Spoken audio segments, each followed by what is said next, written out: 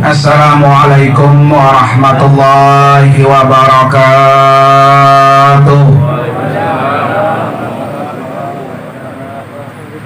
Bismillahirrahmanirrahim.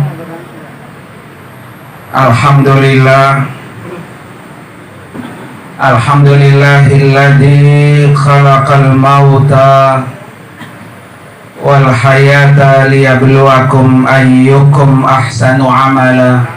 Yang hadir insyaallah dimuliakan oleh Allah Subhanahu wa taala. Wabil khusus yang saya hormati sahibul musibah, yaitu Bapak Haji Abdul Wadud beserta keluarga besarnya, termasuk juga keluarga besar almarhum, baik yang dari Kahuripan ataupun dari Kuningan. Pada malam hari ini kita sama-sama duduk di majelis ini dalam rangka turut mengiringi doa telah berpulang ke rahmatullah almarhum Bapak Didi Jaya Suwardi bin Bapak Sukata, yang pada malam hari ini telah sama-sama kita iringi dengan kita membaca doa. Mudah-mudahan doa-doa kita diijabah oleh Allah Subhanahu wa taala. Dan tentunya almarhum diterima segala nilai amal ibadahnya, diampuni segala dosa-dosanya, dan dijadikan kuburnya radhah min riyadil jannah. Amin amin ya rabbal alamin. Para bapak hadirin sekalian, alhamdulillah almarhum tadi sedikit sudah diceritakan oleh menantunya bahwa almarhum banyak memiliki keistimewaan, banyak memiliki amal-amal yang baik, di mana amal-amal baik ini insya Allah menjadi bekal buat almarhum hidup di alam barzah, hidup di alam kubur dengan keadaan bahagia. Amin amin ya rabbal alamin. Para bapak hadirin sekalian, oleh karena itu buat kita yang masih hidup dan kita belum tahu kapan giliran kita menghadap Allah, karena pastinya kita semua akan mati. Tetapi yang paling penting buat kita ketika kita mati, wala tamutunna illa wa antum muslimun. Ini target yang paling utama. Jadi ketika kita mati, yaitu mati dalam keadaan beragama Islam, sehingga di alam akhirat yang Allah sudah siapkan surganya, ini pasti akan diraih, akan didapat buat orang-orang yang mati dalam keadaan beragama Islam. Oleh karena itu kita sering minta berdoa, ya dal jalali wal ikram, amitsna ala dinil Islam. Ini dalam rangka usaha kita supaya kita dimatikan oleh Allah dalam keadaan beragama Islam. Almarhum Bapak Didi ini bukan hanya mati dalam keadaan beragama Islam, tapi almarhum ini mati sudah membawa kunci daripada kunci surga.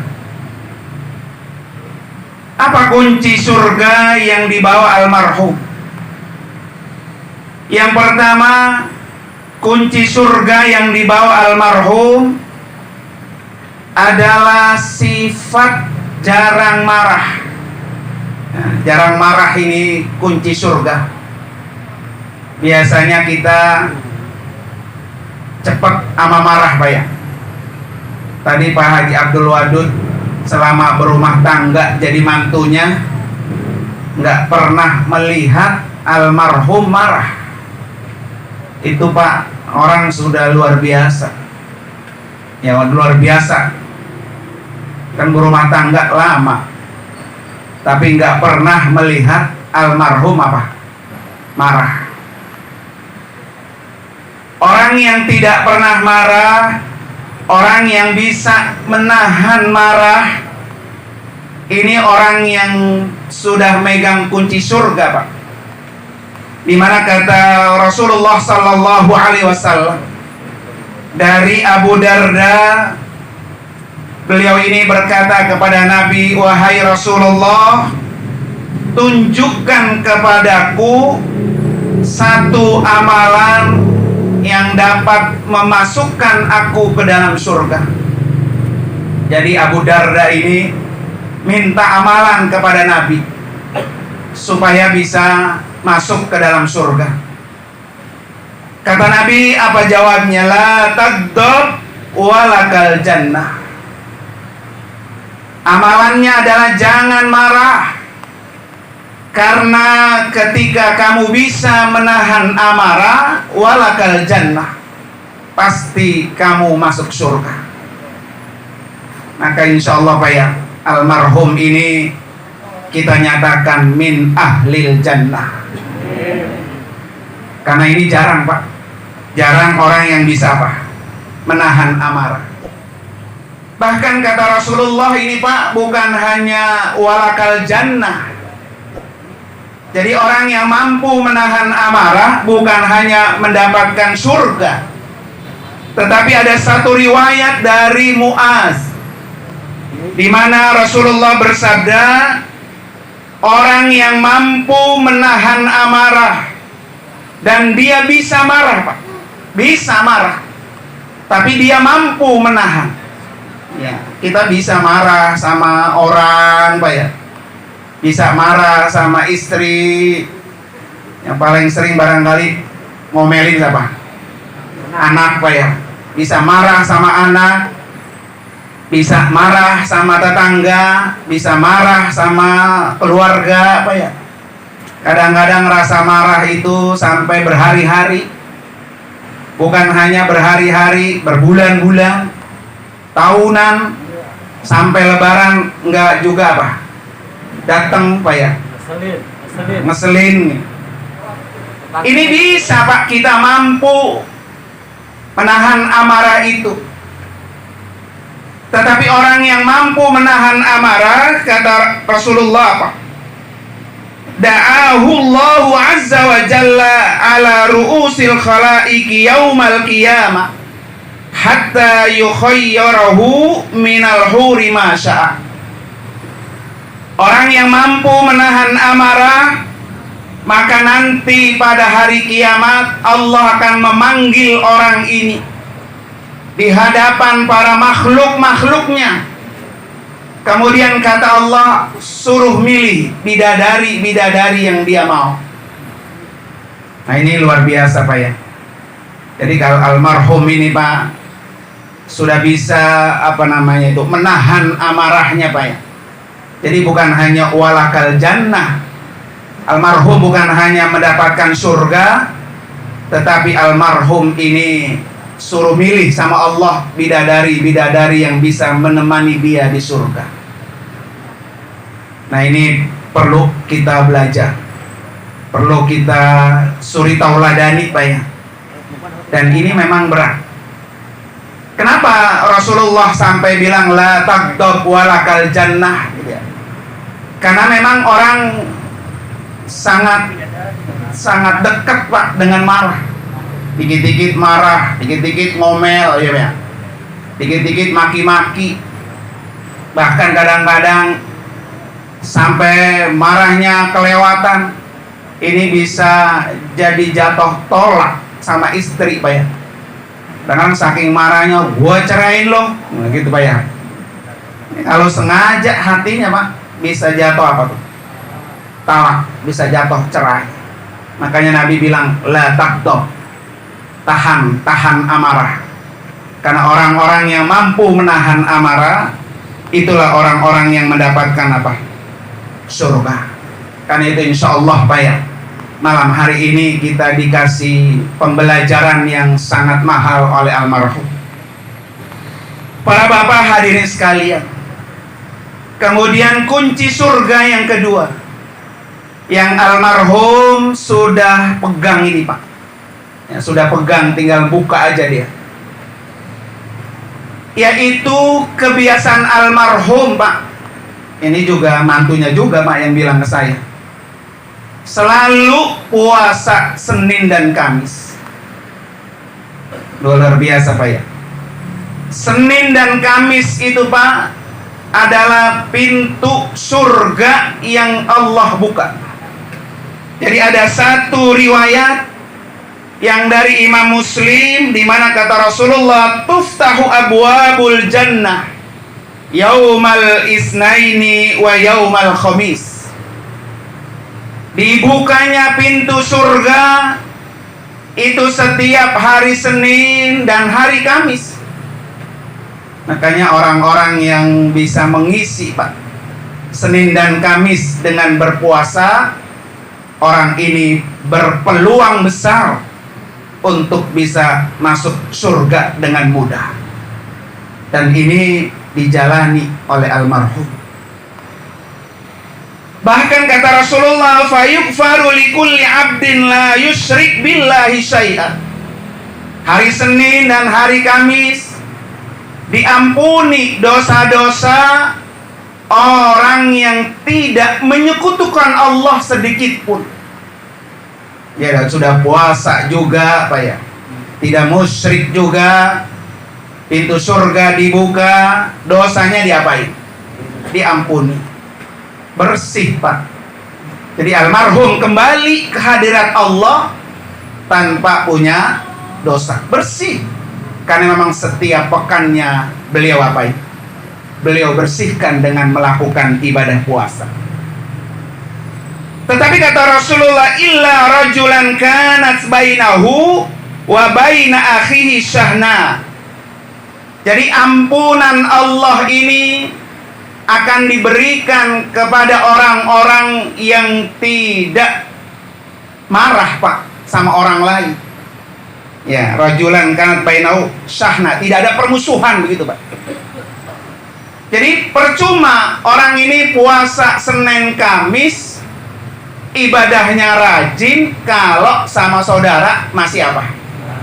Marahan, masih bermusuhan, masih kagak tegur sapa, nggak akur gitu maksudnya. Emang ada begitu? Ya ada, namanya orang hidup ya. Orang hidup ada aja. Jadi kalau ada orang yang masih marahan Pak sama saudara, sama tetangga, walaupun puasanya apa? Rajin Pak ya, nggak akan pernah mendapatkan ampunan Allah. Nah, ini almarhum apa? Sinkron banget ya. Udah kagak marah sama orang, udah rajin apa? Puasa. Nah ini nasihat yang saya bilang tadi luar biasa, spektakuler Pak ya. Bahkan bukan hanya itu Pak. Jadi puasa Senin Kamis ini bukan hanya dibukain pintu surga, bukan hanya diampuni dosa-dosanya, tetapi kata Rasulullah dalam riwayat lain, tu'radul a'mal. Jadi amal-amal kita selama satu pekan itu Pak, dilaporin sama malaikat ke hadapan Allah, itu setiap hari Senin dan hari Kamis. Dilaporin so ya sama malaikat. Kan malaikat tiap hari nyatetin kita. Malam ini kita duduk tahlil, zikir, doa, dicatat. Ya kan, kalau kemarin kita berbuat dosa, dicatat. Nah, setiap pekannya itu, setiap Senin dan Kamis, malaikat laporkan ke hadapan Allah karena kita sedang berpuasa. Makanya Nabi kenapa? Fa uhibbu ayyuradu amali wa ana shaim. Saya paling senang, kata Nabi, kalau dilaporin amal-amal saya sedang apa? Berpuasa. Kalau ibarat Pak Husni nih ya, kerja gitu ya Pak, di perusahaan, kalau dilihat bos lagi kerja kan cakep, bagus nilainya Pak ya. Nah begitu juga Allah Pak, ketika kita dilaporin, oh almarhum Bapak Didi bagus, lagi apa? Lagi puasa. Nah udah ini berarti setengah soh Pak ya. Udah adem kan. Ada suaranya masih bro. Suaranya masih ada. Oh suaranya masih ada. Ya udah, satu lagi dah. Tadi kan 3 Pak ya. Tahu ke lampu ini. Yang ketiga Pak, kunci surga yang ketiga. Almarhum ini Pak, orang yang paling ringan menolong dan membantu orang. Jadi kalau cerita mantunya Pak, kalau ke sini nih, ke rumah sini ya Pak ya, walaupun di sini ada pembantunya Pak ya, walaupun bapak-bapak ini almarhum Pak ya, dia nyuci piring Pak, dia nyapu, dia mungutin sampah Pak ya, jadi dia ringan tangan gitu Pak, gampang banget membantu apa? Membantu orang. Dan ini jarang Pak, apalagi gua kan mertua ini ya, harusnya mertua di rumah mantu apa? Uncang-uncang kaki begitu Pak ya, tinggal nikmatin aja. Tetapi karena memang tipikal orangnya sering apa Pak? Sering membantu orang Pak ya, sering meringankan beban orang, maka dia nggak betah Pak gitu Pak, nggak betah kalau melihat orang lain nggak dibantu. Dan ini jarang Pak ya, jarang ada orang yang ringan untuk membantu orang lain.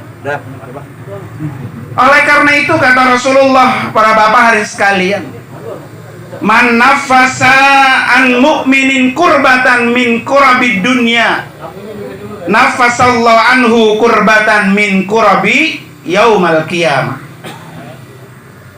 Jadi barang siapa yang meringankan satu kesulitan saudara mukmin, maka Allah akan memudahkan kesulitan-kesulitannya pada hari kiamat. Jadi saya yakin Pak, almarhum ini pasti kesulitan-kesulitannya di alam kubur, kesulitan-kesulitannya di alam barzah akan Allah mudahkan, karena almarhum sering memudahkan urusan orang lain. Makanya di penghujung ayat ini Pak, wallahu fi aunil abdi maka nal abdu fi auni akhihi. Jadi Allah akan menolong hambanya selama hambanya menolong apa? Saudaranya. Nah hari ini Pak ya, insya Allah mudah-mudahan ada 3 kunci surga yang sudah dimiliki oleh almarhum, dan mudah-mudahan almarhum saya katakan tadi dicatat oleh Allah min ahlil jannah. Amin ya rabbal. Oleh karena itu para bapak sekalian, listriknya juga belum hidup. Mari sama-sama kita baca Fatihah, kita kirimi doa wabil khusus untuk almarhum. Dengan doa kita, insya Allah almarhum ini di alam kubur beliau merasa bahagia dan tenang. Dan buat kita semua yang masih hidup, mudah-mudahan kita Allah catat sebagai orang-orang yang mati nanti dalam keadaan husnul khotimah, selalu diberikan kesehatan dengan kondisi COVID-19 yang masih mencekam kampung kita, negara kita. Mudah-mudahan kita semua dijauhi segala wabah itu semua. ala hadin niyah wa kulli niyatin salihah wa ila hadratin nabi. Al-Fatihah. A'udzubillahi minasyaitonir rajim. Bismillahirrahmanirrahim. Alhamdulillahirabbil alamin arrahmanir rahim maliki yaumiddin. Iyyaka na'budu wa iyyaka nasta'in. Ihdinas siratal mustaqim. Shiratal ladzina an'amta 'alaihim ghairil maghdubi 'alaihim waladdallin. Amin. Terima kasih dan mohon maaf. Hadanallahu wa iyyakum ajma'in. Assalamualaikum warahmatullahi wabarakatuh.